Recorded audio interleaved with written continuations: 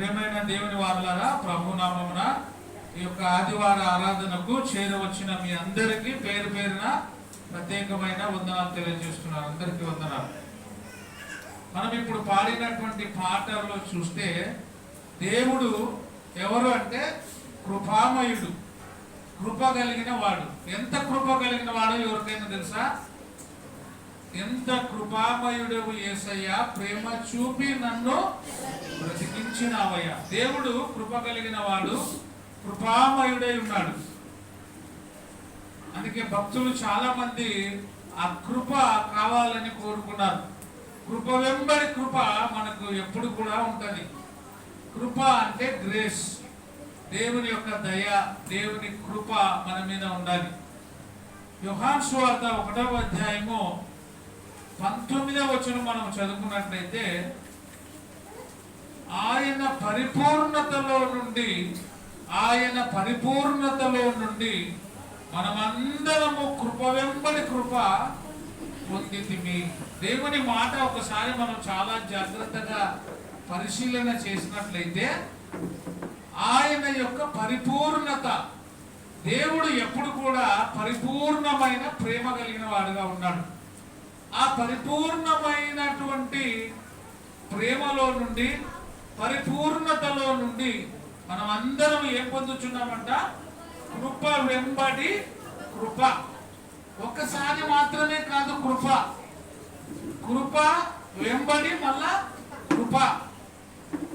ఎంత కృపామయుడు అంటే ఆయన, మనము ఎన్నిసార్లు ఆయనకు దూరమై ఉన్నా కూడా, ఎన్నిసార్లు మనము ఆయనని విడిచిపెట్టినా కూడా, ఆయన మనల్ని విడిచిపెట్టక కృప చూపుతూ ఉన్నాడు. మా అవ్వని తీసుకొచ్చాడు, కూర్చోబెట్టాడు. అమ్మ ఇట్ల మీద కూర్చోలేదు, దివ్యా కూర్చోగా కూర్చోబెట్టు. ఎంత కృప కలిగిన వాడంటే ఆయన చాలా కృప కలిగిన దేవుడిగా ఉన్నాడు. దేవుని యొక్క కృప వెంబడి కృప మనల్ని ఏం చేస్తుందట? వెన్నంటి ఉంటుంది. అందుకే నేను కృప వెంబడి కృపను పొంది తిని. మనుషుల యొక్క కృప, మనుషుల యొక్క దయ, అది కేవలము కొద్దిసేపు, కొద్ది రోజులు మాత్రమే ఉంటుంది. కానీ దేవుని కృప మనము బ్రతికినన్ని రోజులు మనతో పాటు ఉంటుంది. అందుకే ఆ కృప వెంబడి కృప మాకు రావాలి దేవా, కృప వెంబడి కృప నేను పొందాలి అని మనం ఆయనను నిరంతరం కూడా వేడుకునేవాడుగా ఉండాలి. యోహాను సువార్త 1వ అధ్యాయంలోనే 14వ వచనంలో చదివితే, ఆ వాక్యము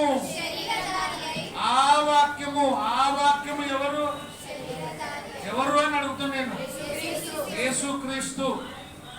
ఆ వాక్యము ఎవరైతే రాజులకు రాజు, ఆ వాక్యము ఎవరు అంటే ప్రభువులకు ప్రభు అయి ఉన్నాడు. ఆ వాక్యము ఎవరు అంటే, నేను ఎప్పుడు చెప్తుంటా, ఆ వాక్యము ఎవరు అంటే నిరంతరము పరలోకములోను భూమి మీదను భూమి క్రిందను కూడా ఎప్పుడు కూడా పరిశుద్ధుడు పరిశుద్ధుడు అని పొగడబడుచున్న ఆ వాక్యము ఏమైంది? శరీరధారి అయి. ఎంత కృప కలిగిన వాడు అంటే ఆయన, మనమందరము కృప పొందాలని, కృపలో ఉండాలని, కృపను అనుగ్రహించుటకు ఆకాశమందు పరలోకములో ఉన్నటువంటి ఆయన ఈ భూలోకమునకు దిగి వచ్చినాడు. ఎందుకంటే మన కోసము శరీరధారిగా ఉండి ప్రేమను చూపించుటకై, మన మీద కృపను దేవుడు అందించుటకై ఈ లోకానికి వచ్చిన్నాడు. శరీరధారి అయి కృపా సత్య సంపూర్ణుడుగా, పైన చూస్తే పరిపూర్ణత, కింద సంపూర్ణము. ఎప్పుడు కూడా ఆయన చూపేది మధ్య మధ్యలో ఉండదని, ఎప్పటికీ ఉంటుంది. దేవుడు అప్పుడప్పుడు కోపపడినా ఎప్పుడు కూడా ప్రేమించేవాడుగా ఉంటాడు. మరొకసారి చూస్తే ఆయన పరిపూర్ణతలో నుండి అని 1వ అధ్యాయం 19వ వచనంలో చదువుకుంటుంది. 14వ వచనంలో సంపూర్ణుడుగా. ఎట్లా సంపూర్ణుడుగా? ఎంతవరకు ఉన్నాడు ఆయన? ఈ భూమి మీదకి వచ్చి కొద్ది రోజులు మాత్రమే ఉన్నాడు కదా. చనిపోయేంత వరకు, తన ప్రాణాలు అర్పించేంత వరకు, తన ప్రాణాలు అర్పించినా కూడా, ఆయన సమాధి చేయబడి తిరిగి లేచి పరలోకమునకు వెళ్ళిపోయినా కూడా ఆయన కృప ఎప్పుడు కూడా నిరంతరం మన మీద ఉంటుంది. ఇప్పుడు దేవుని యొక్క కృప కావాలని ఎంతమంది మనం కోరుకుంటాం? ఎంతమంది కావాలో దేవుని కృప? దేవుని కృప, దేవుని ప్రేమ నిరంతరం కూడా మన మీద ఉండాలని కోరుకోవాలి. ఆయన కూడా ఎల్లప్పుడూ ఆ కృపను అందజేయటకు, ప్రేమను చూపుటకు ఈ లోకమునకు వచ్చినటువంటి మహా గొప్ప దేవుడు ఆయన. 2 కొరింథీ మనం చదివిన లేఖన భాగంలో నుండి 12వ అధ్యాయము 7వ వచనం నుంచి కూడా చదువుకున్నట్లయితే 12వ అధ్యాయం 7వ వచనం నుంచి చదవండి. నాకు కలిగిన ప్రత్యక్షతలు బహు విశేషముగా ఉన్నందున ఎన్నున్నాయి? బహు విశేషముగా ఉన్నందున నేను అత్యధికముగా హెచ్చిపోకుండా నిమిత్తము నేను ఎట్లా అత్యధికముగా హెచ్చిపోకుండా నిమిత్తము నాకు కొన్నిసార్లు ఎక్కువగా హెచ్చింపబడుతుంటాం కదా, కొంచెము ప్రశంసించబడితే పైకి వెళ్ళిపోతాం. అపోస్తుడైన పౌలు కూడా ఏమంటాడంటే, నాకు కలిగిన ప్రత్యక్షతలు ఎన్ని ఉన్నాయి? చాలా ఉన్నాయి. ఆయన ప్రత్యక్షతలు, ఆయన నడిపింపు చాలా గొప్పగా ఉంది. నేను అత్యధికముగా హెచ్చిపోకుండా నిమిత్తము, నేను ఎక్కువగా హెచ్చిపోకుండా నిమిత్తము నా శరీరములో ఒక ముళ్ళు, నా శరీరంలో ఏముంది? ఒక ముళ్ళు. అది మా ఆశ్రయం. నా శరీరంలో ఏముంది చెప్పాలా? ఏముంది? మనకు కూడా ఏం కావాలని కోరుకోవాలా? ముళ్ళు ఉంటేనే మనం పని చేస్తాం. ముళ్ళు అంటే ఏమి? ముళ్ళు కష్టాలు, బాధలు, శ్రమలు ఉన్నప్పుడే మనం ఎవరిని ప్రార్థన చేస్తాము? దేవుని. అన్నీ ఉన్నాయనుకోండి, ఏమి కొరత లేకుండా ఉంది, దేవుని అడుగుతామా?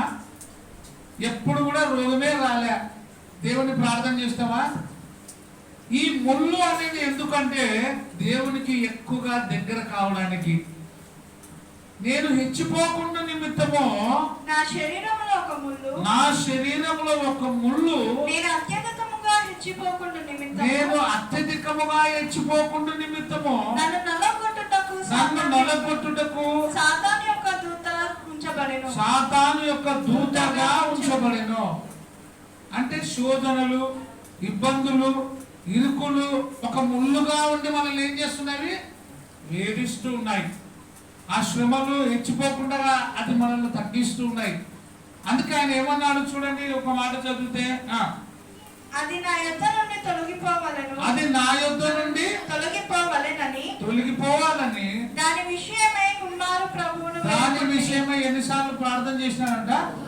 ఈ ముళ్ళు తీసివేయి అని ముమ్మారు ప్రార్థన చేస్తున్నాడు. అందుకు నా కృప నీకు చాలు. ఏమన్నాడు ఆయన? నా కృప నీకు చాలు. అయినా నీకు ఆ ముళ్ళు ఉండాలా? ఇంకేముండాలా? నా కృప కూడా ఉండాలా. ఆ ముళ్ళు ఉంటేనే నువ్వు పని చేసేది. ముళ్ళు లేకపోతే నువ్వు పని చేయవు.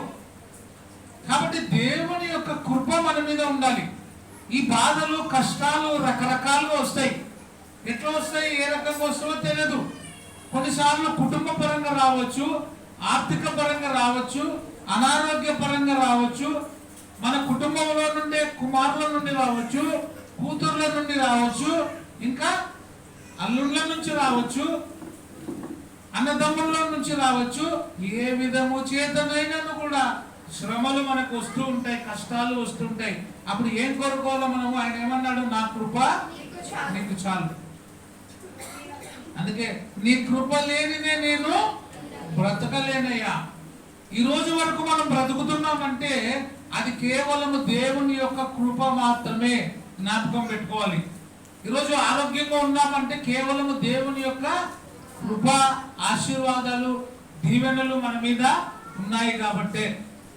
ఇక్కడ చక్కని మాట చూస్తే, ఆ ముళ్ళు నా యొద్ద నుండి తొలగించుమని నేను ముమ్మారు ప్రార్థన చేయగా ఆయన ఏమంటాడు? నా కృప నీకు చాలు. నా కృప ఉంటే నువ్వు ముళ్ళును కూడా జయిస్తావు. నా కృప లేకపోతే నువ్వు పడిపోతావు. అందుకే ఆయన కృప ఉండాలని మనం ప్రార్థన చేయాలి. బండ లాంటిది నా యొక్క మొండి హృదయం. ఈ మొండి హృదయము, ఆ బండ హృదయము మెత్తని హృదయంగా కావాలంటే ఏం కావాలా? కృప కలిగిన వారుగా మనము జీవించాలి. కీర్తనలు 36వ అధ్యాయము 7వ వచనం. దేవా నీ కృప ఎంతో అమూల్యమైనది, నీ కృప ఎంత అమూల్యమైనది. అమూల్యమైనది. దేవుని కృప ఏమైంది? అమూల్యమైనది అంటే విలువైనది. అందుకే వెండి బంగారాల కంటే మిన్న అయినది యేసు ప్రేమ, మన యేసు ప్రేమ. నీ కృప ఏమైందంట? ఎంతో అమూల్యమైనది. ఎంతో అమూల్యమైనది, శ్రేష్టమైనది ఏమంటే దేవుని యొక్క కృప. అందుకే నీ కృప నాకు, నా కృప నీకు చాలు. అమూల్యమైనది నీ దగ్గర పెట్టుకో. మన ఇంట్లో గులకరాళ్ళు ఉన్నాయి సంచి నిండగా. ఎన్ని గులకరాళ్ళు? విలువైనది ఒక బంగారు ఉందనుకో, గులకరాలు ఎక్కువనా బంగారు ఎక్కువనా? గులకరాలు సంచి నిండా ఉన్న విడదమే. ఒక బంగారు ఇప్పుడు ఎంత ఉంది తులము? ఎంతమంది తెలుసు బంగారు ఎంత ఉంది తులము? 1,50,000 కాదు, 1,70,000 అనుకుంటా. 1,70,000 ఉంది. ఇంటి నిండగా సంచి నిండగా గుండ్రాలు ఉన్న దానికంటే కూడా ఎంత ఉంటే చాలు అనుకుంటాం మనం. పావు తులం ఉంటే కూడా చాలు. ఎంతైతే పావు తులం? 1,70,000 4 భాగాలు చేస్తే ఎంత? 42,500. అది మేళ గుండ్రాల మేళ. ఏది కావాలా? సంచి నిండా గుండ్రాలు కావాలా? పావు తులం బంగారు కావాలా? చేయొద్దని. బంగారు కావాలనుతో ఇంతమంది, గుల్కరాలు కావాలనుతో. ఎక్కువ ఓటు ఏదానికి వేస్తాం మనం? గుల్కరాలు ఏం చేస్తాం? ఎట్లకి పోతే మాసు దొరుకుతాయి.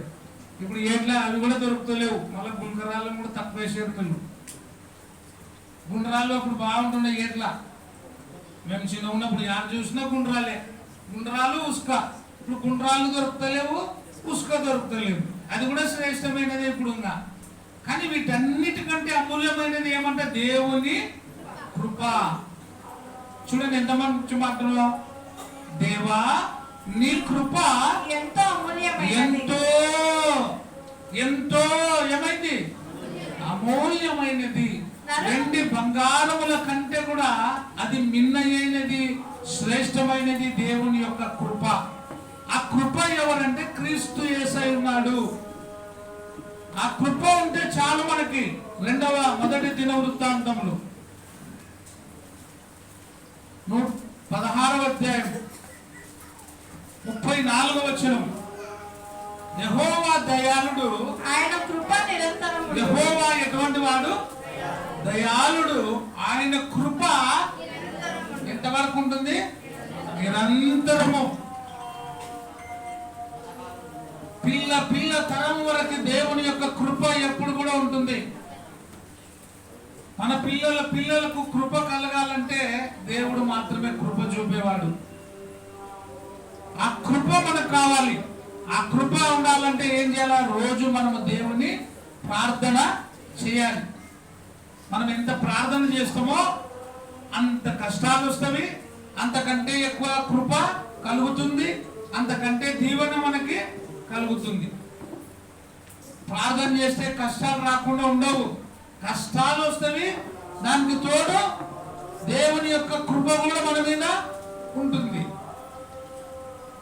చాలా మంది చూసి అనుకుంటారు, వీళ్ళు బాగా ప్రార్థన చేస్తారు, బాగా వాక్యం చెప్తారు, అన్ని చేస్తారు, కానీ వీళ్ళకు ఎన్ని కష్టాలు అంటే దేవుని నమ్మిన వానికి ఎక్కువగా ఏముంటాయి? కష్టాలు ఉంటాయి. అందుకే అపోస్తుడైన పౌలు కూడా ఏమన్నాడు? ఈ ముళ్ళు నా దగ్గర నుండి తీసేయి ప్రభువా అంటే ఏమన్నాడు? నా కృపనికి చాలు. మనకు కూడా కష్టాలు, బాధలు, సమస్యలు ఉంటాయి. దానికి తోడు కృప ఉన్నందుకే ఈరోజు వరకు మనం ఉన్నాం. యెహోవా దయాళుడు.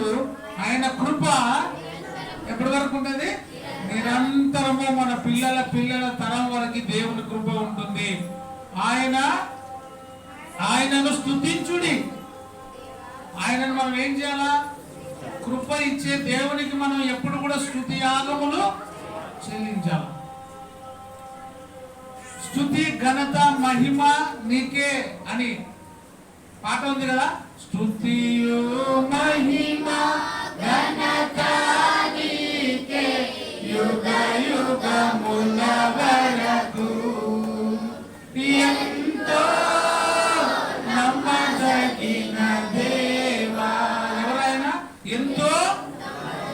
నమ్మదగిన దేవుడు. నీ ఒక్కడమే గొప్ప దేవుడవు.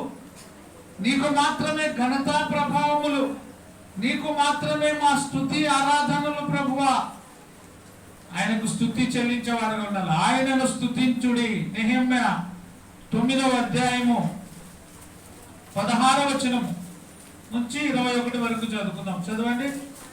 నెహెమ్యా 9వ అధ్యాయము 16వ వచనం నుంచి, ఇశ్రాయేలు ప్రజలు నీ మీద తిరుగుబాటు చేసినా కూడా నీవు వారి మీద బహుకృప గలవాడవై ఉంటివి అనే మాట ఉంటుంది అక్కడ. ఇశ్రాయేలీలు ఏం చేసినారు?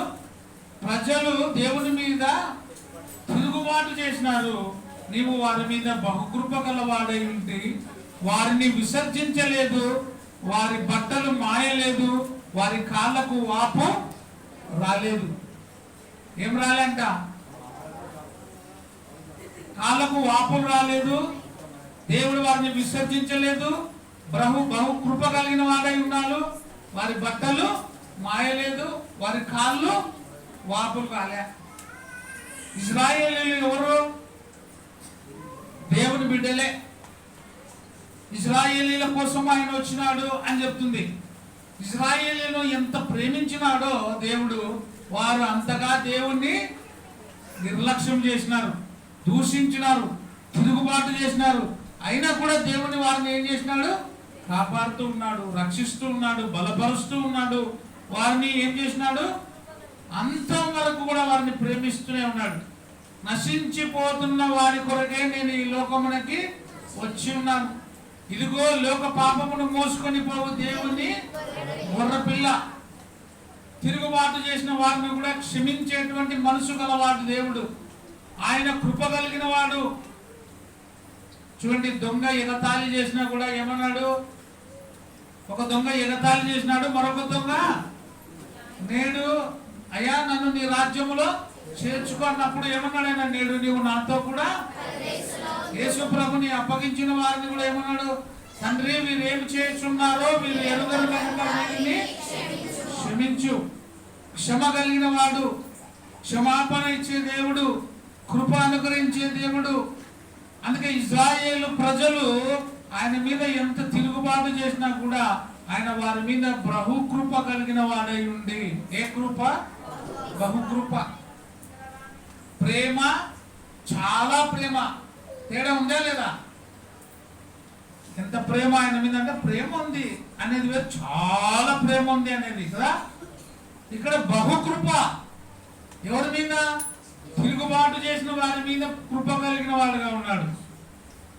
అందుకే మనము తిరుగుబాటు చేసినా కూడా ఆయన మనల్ని ప్రేమిస్తూనే ఉన్నాడు. అందుకే ఏమన్నాడంటే, చూడుము నిన్ను నేను నా అరచేతిలో చెప్పుకున్నాను. ఎంత గొప్ప దేవుడు ఆయన. మనం ఎన్ని కృతజ్ఞతాస్తుతులు చెల్లించినా కూడా మన జీవితము సరిపోదు. అందుకే దేవుని కృప చాలా గొప్పది. 59వ కీర్తన 17వ వచనం, దేవుడు నాకు ఎత్తైన కోటగాను, దేవుడు నాకు ఎత్తైన కోటగా ఉన్నాడు. కృపగల దేవుడుగాను ఉన్నాడు. ఎట్లా ఉన్నాడంట? కృపగల దేవుడుగా ఉన్నాడు. నా బలమా నిన్నే కీర్తించెదను. నా బలము ఆయనే. కృషేయడా, నా బలము ఆయనే. నేను నిన్ను కీర్తిస్తున్నాను. నీవెవరంట? దేవుడు నాకు ఎత్తైన కోటగాను కృపగల దేవుడుగా ఉన్నాడు. నా బలమా నిన్నే కీర్తించెదను. నా బలమా నిన్నే నేను కీర్తించుచున్నాను. ఆ కృప కలిగిన దేవుడు మనకు బలమై ఉన్నాడు. మన బలము ఎవరు? మన బలము ఎవరు? దేవుడే. మన శక్తి ఎవరు? దేవుడే. మనం నడిపించే నాయకుడు ఎవరు? దేవుడే. ఆయన అంటాడు, అందుకే నేనే మార్గము, నేనే సత్యము, నేనే జీవం. నా ద్వారానే తప్ప రావాలి, నా ద్వారానే దేవుని దగ్గరకు, తండ్రి దగ్గరకు రావాలి. ఇంకా వేరే మార్గం లేదు. మరొక మాట చూడండి, ఏమన్నా? దేవుడు నాకు ఎత్తైన కోటగా ఉన్నాడు, కృప కలిగిన దేవుడుగా ఉన్నాడు. ఆయన కృప కలిగిన దేవుడు, కృపను చూపిస్తున్న దేవుడు. 33వ కీర్తన 19వ వచనం చదువుకుంటే, యెహోవా దృష్టి ఆయన యందు భయభక్తులు గల వారి మీద, ఆయన యందు భయభక్తులు గల వారి మీదను, ఆయన కృప కొరకు కనిపెట్టు వారి మీదను నిలుచుచున్నది. ఎవరి మీద ఉందంట దేవుని దృష్టి? ఆయన కృప కొరకు మనం ఏం చేయాలా? కనిపెట్టుకొని ఉండాలా. కనిపెట్టుకునేది ఎప్పుడు కనిపెట్టుకుంటాం మనము? ఎవరైనా ఊరు నుంచి వస్తున్నారు అనుకో, మనకి ఇష్టమైన వాళ్ళు వచ్చేటప్పుడు ఏం చేస్తారు? ఎప్పుడు వస్తారో ఏమో అని కనిపెట్టుకొని ఉంటాం కదా. ఇష్టం లేని వాళ్ళు వచ్చినారనుకో కనిపెట్టుకోము, వచ్చినా ఏమంటారు? వచ్చా, ఎప్పుడు పోతారో ఏమో అనుకుంటాం. ఇష్టం ఉంటే చెప్పాలి, ఇష్టం ఉంటే ఏమంటారు? వచ్చేటప్పుడు కనిపెట్టుకొని ఉంటారు, వచ్చినాక పోతా అంటే ఏమంటారు? ఉండు, సాయంత్రం పోదు, రేపు పోదు. ఒక ఆయన ఉన్నాడు, నేను చూసిన. ఏమంటారు తెలుసా? ఎవరైనా పోతానే ఇంకా ఇంట్లోకి అడుగు పెట్టి నీళ్ళు కూడా సాయంత్రం పోతావా అంటాడు అనమాట డైరెక్ట్గా. ఇప్పుడు కూడా సాయంత్రం పోతారా అంటే ఏమంటా ఉంటే ఎవడ ఉంటాడు స్థలం ఇంట్లో ఊక వస్తుంటారు. అట్లా అనకూడదు కదా. అంటే అనాలా?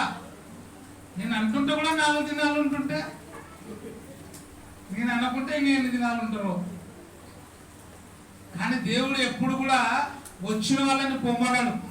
నా ఎద్దుకు వచ్చి వాడిని నేను ఎంత మాత్రము బయటికి తులసేయడు ఆయన.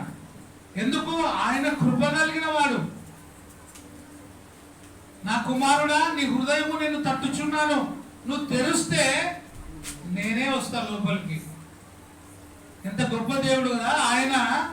ఆకాశమును భూమి ఆకాశమును కలగజేసిన ఆయన, తన స్వహస్తములో చేసిన ఆయన ఎక్కడ ఉండాలని కోరుకుంటున్నాడు? పరలోక రాజ్యాన్ని వదిలిపెట్టి మన చిన్న హృదయంలో ఉండాలని ఆశపడుతున్నాడు. ఎందుకు? మనలను తన కోసం ఏర్పాటు చేసుకున్నాడు. తన కృపను మనకు అనుగ్రహించడానికి, మనల్ని నడిపించడానికి ఆయన ఈ లోకానికి వచ్చిన గొప్ప దేవుడు. అందుకే దేవుడు నాకు ఎత్తైన కోటగా ఉన్నాడు, కృపగల దేవుడుగా ఉన్నాడు. 33వ కీర్తన 19 మనం చదివితే, యెహోవా దృష్టి ఆయన యందు భయభక్తులు గల వారి మీదను, ఆయన కృప కొరకు కనిపెట్టుకుని వారి మీదను నిలుచుచున్నది. ఆయన చూపు కృప కోసం కనిపెట్టుకునే వారి మీద ఉంది. లూకా సువార్త 15వ అధ్యాయం మనందరికీ తెలుసు. చిన్న కుమారుడు తండ్రి యొద్ద నుండి ఏమైనాడు? బయటికి వెళ్ళిపోయినాడు. తనకు రావాల్సిన ఆస్తి తీసుకొని వెళ్ళిపోయినాడు. ఈయన పొమ్మనలే, ఆయనే వెళ్ళిపోయినాడు. ఇప్పుడు చిన్న కుమారుడు ఎవరి కృపను కోరుకుంటున్నాడు? ముందు బాధపడినాడు. అయ్యో, నా తండ్రి ఇంట అనేకమైన పనివారు ఉన్నారు, నేను కుమారునిగా కాదు, ఎట్లా ఒక పనివానిగా, ఒక కూలివానిగా పోవాలని ఆశపడినాడు. కానీ తండ్రి కృప ఎప్పుడు తన కుమారుని మీద ఉంది కాబట్టి తండ్రి తన కుమారుని కోసం ఏం చేస్తున్నాడు? ఎదురు చూస్తున్నాడు, ఎప్పుడు వస్తాడా అని. వాడు ఇంకా దూరముగా ఉన్నప్పుడు వాని మీద తండ్రి కృప కలిగింది. వాడిని చేర్చుకోవాలనుకున్నాడు. కృప, కనికరము, దయ ఇవన్నీ ఒకటే సెంటెన్స్ లేనికి వస్తాయి. ఆయన వాని మీద కృప చూపిస్తున్నాడు, కనికరము చూపించినాడు, దయ చూపించినాడు. అందుకే వాడిని హత్తుకొని ఏం చేసినాడు? మెడ మీద పడి ముద్దు పెట్టుకొని వానికి స్నానము చేపించి ప్రశస్తమైన వస్త్రములు తొడిగించి ఉంగరము పెట్టి కాళ్ళకు చెప్పులు తొడిగించినాడు. నీవు కూడా దేవునికి దూరంగా ఉన్నా కూడా నీవు దేవుని దగ్గరికి రావాలని చూస్తూ ఉంటే, నీ మనసు మార్చుకుంటే దేవుడు నీ మీద కూడా కృప చూపిస్తాడు. నిన్ను కూడా ఏం చేస్తాడు? స్నానము చేయించి ప్రశస్తమైన వస్త్రములు తొడిగించి, చెప్పుకి కాళ్ళకు చెప్పులు తొడిగించి, చేతికి ఉంగరం పెట్టి మంచి క్రొమ్మిన దూడను వధించి ఇస్తాడు దేవుడు. అందుకే వాడు దేవుని యొక్క కనికరమును పొందినాడు, తండ్రి కనికరాన్ని పొంది ఉన్నాడు. మనం కూడా ఎవరి కనికరం కోసం కనిపెట్టుకొని ఉండాలా? దేవుని కృప కొరకు కనిపెట్టుకుని వారి మీద నిలుస్తుందంట దేవుని దృష్టి. యెషయా 30:18 కావున నీ యందు దయ చూపాలని దేవుడు ఏం చేస్తున్నాడు? ఆలస్యం చేస్తున్నాడు.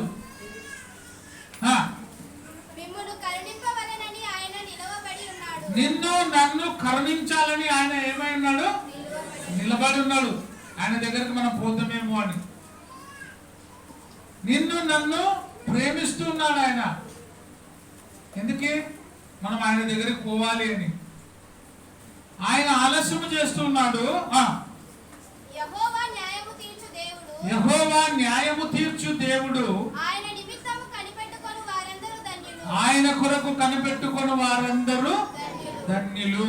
దేవుడు మన మీద కృప చూపించినప్పుడు మనం ఏమైతామో? ధన్యులుగా అవుతాం. ఆమె కూర్చోమని గాలి కూర్చోమని గాలి వస్తుంది. దేవుడు కృపను చూపిస్తున్నాడు. ఆయన కొరకు కనిపెట్టుకొని వారందరూ మనం ధన్యులం కావాలంటే ఏం చేయాలా? ఆయన కొరకు మనము కనిపెట్టుకొని ఉండాలా. ఆయన మన మీద కృప చూపాలని మనం ఇష్టపడాలా. ఆయన కొరకు కనిపెట్టుకుని వారందరూ ఏమంట? ధన్యులు. ఆయన ఆరాధన కోసం కనిపెట్టుకొని ఉండాలా. ప్రతి ఆదివారమున అపోస్తుల బోధ యందును సహవాసమందును రొట్టె విరుచుట యందును ఎడతెగక ఉంటకు కనిపెట్టుకొని ఉండాలా. అప్పుడు మనము ధన్యులమవుతాం. కీర్తనలు 130:7 చదువుకుందాం. ఇశ్రాయేలు యెహోవా మీద ఆశ పెట్టుకొనుము.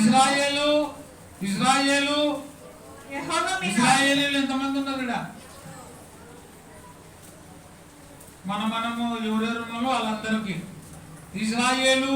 యెహోవా మీద ఆశ పెట్టుకొనుము. ఇశ్రాయేలు అంటే నీ పేరు పిలిచినట్టు మనం అనుకోలే. దేవుడు ప్రసాదరావు, ప్రేమ్, రవి అని అంటే ఒక గోత్రం పిలిచినట్టుగా ఇశ్రాయేలు. దేవుని మీద నువ్వు ఏం పెట్టుకో? ఆశ పెట్టుకో నాయనా. ఈ లోకంలో దేని మీద ఆశలు ఉంటాయి మనకి? దేని మీద ఆశ ఉంటది? ఎన్నిసార్లు అడిగినా అదే మనం చెప్పేది. మీద రోజు అడుగు మనం చెప్పేది అదే. డబ్బు, ధనము, వెండి, మంచి బట్టలు, ఫుడ్, మంచి ఫుడ్. కొంతమందికి మంచి ఫుడ్ అంటే బాగా ఇష్టం. ఆశ,